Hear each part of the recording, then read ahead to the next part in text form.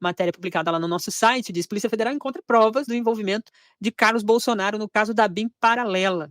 Pegamos ele, diz aqui a Polícia Federal, abre aspas, as coisas se conectam. A BIM paralela e milícias digitais, diz o investigador da Polícia Federal sobre este caso. O Carluxo, Carlos Bolsonaro, filho 02, né, do Bolsonaro, é considerado, chamado por ele mesmo como Pitbull.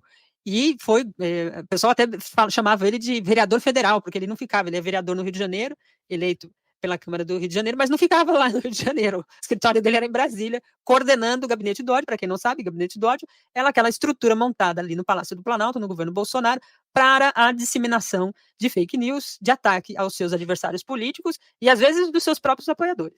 E aí, no decorrer desse processo de investigação do Supremo Tribunal Federal, veio a tal ABIN paralela. Tinha o Ministério da Saúde paralelo.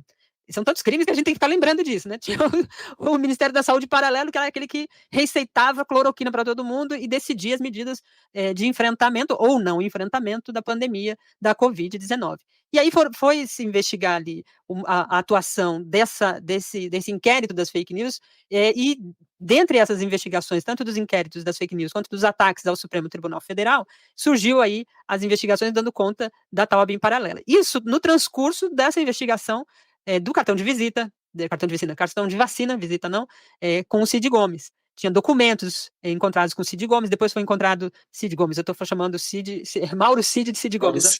Mauro Cid, e também nas investigações que deram ali com o ex-secretário de Segurança lá do Distrito Federal, que foi encontrada aquela minuta do golpe e tal, enfim, todas essas conexões tinham pontes ali que chegaram à tal ABIN paralela, que era uma agência de espionagem que utilizava também o mesmo mecanismo do gabinete do ódio, que era fazer uma arapongagem com adversários políticos, utilizando a estrutura do Estado para perseguir e também para se utilizar das informações dessas investigações. Havia ali uma série de apurações relacionadas ao tal gabinete do ódio, e que muito direcionava para ele. O próprio Bolsonaro dizia que era o filho que coordenava ali as ações das redes sociais, e passou-se um período que ele nem escondiam mais isso.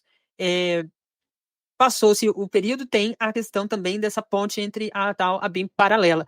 O texto que a gente trouxe aqui no 247 da reportagem trata justamente das aspas do investigador, que diz: as coisas se conectam, ABIN paralela e milícias digitais. Então, o gabinete do ódio é as milícias digitais e a tal ABIN paralela. Então, os arapongas obtinham as informações e repassavam ali para as milícias digitais e vice-versa. Tinha alguma informação, se utilizava dessas informações das milícias ou da movimentação de rede para utilizar o instrumento dessa BIM. Queria que o senhor falasse um pouco o que esse crime se caracteriza, olhando essa conduta do filho do presidente, que era um vereador, mas atuava informalmente dentro do Palácio do Planalto, e dessa conexão.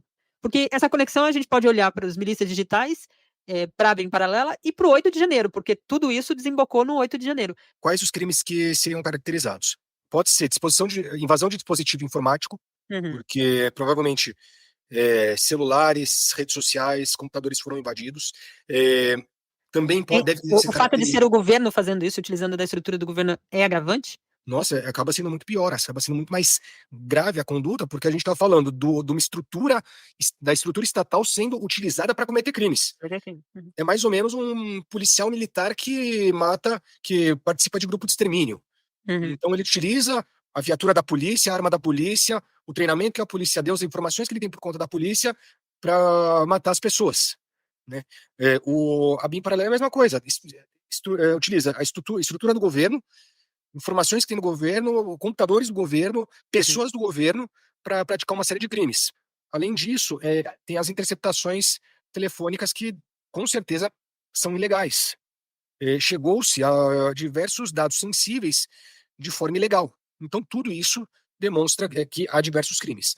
Outra questão importante que a gente tem que levar em consideração seria até liviano de falar que não tem, que depois de falar que a polícia tem agido com mais cautela, falar que a chance de ter alguma conexão seria baixa. Não, me parece que, até pela postura que a Polícia Federal tem adotado nos últimos tempos, de ser mais cautelosa, me parece que sim, há indícios de que há conexão entre as condutas. E veja só, não é tão óbvio assim. Pode até parecer óbvio, não, utilizava isso aqui, não é tão óbvio. Olha, podiam ser duas estruturas diferentes. De um lado, por exemplo, a BIM paralela, de outro, a questão do gabinete do ódio, os crimes do 8 de janeiro, né, a tentativa de golpe. Não, tudo isso, por mais que em algum momento possa indicar que existe conexão, essa conexão juridicamente não é tão óbvia e precisa ser demonstrado. E se de fato isso, né, existir conexão entre tudo isso, se torna ainda mais grave, porque mostra que existia de fato uma organização criminosa por trás da tentativa de golpe do 8 de janeiro. E daí a gente tem que sair da ideia que a gente tem que punir só aquelas pessoas que estavam no 8 de janeiro, porque aquelas De pessoas, pretendo, né? elas que invadiram o Planalto, aquelas pessoas são, desculpa o linguagem, mas são gado. São pessoas que simplesmente foram, mas será que estavam ao mando de quê? De alguém? Se demonstrar que a BIM paralela tem uma ligação com isso, se torna muito mais grave. Porque daí mostra que por trás daquelas pessoas, por trás daquela massa de manobra, existia sim uma organização capaz de dar um golpe, ou pelo menos de tentar dar um golpe. Isso é muito importante. A questão também das fake news, do gabinete do ódio. No momento em que se utiliza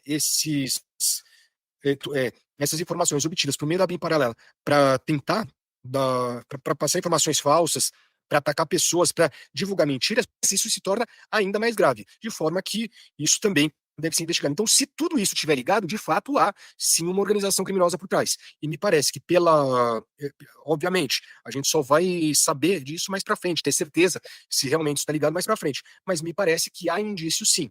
Agora, de fato, a polícia está indo com bastante cautela e de forma correta, porque se eles fizessem alarde a todo momento, primeiro queria descredibilizar as investigações, porque ia aparecer, inclusive, que é uma perseguição política, ia fazer com que uma narrativa de que a perseguição política tivesse cada vez mais força.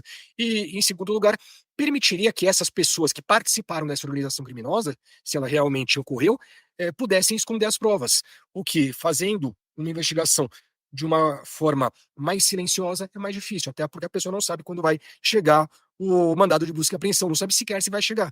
E o ideal é, nesse caso, pegar o investigado desprevenido.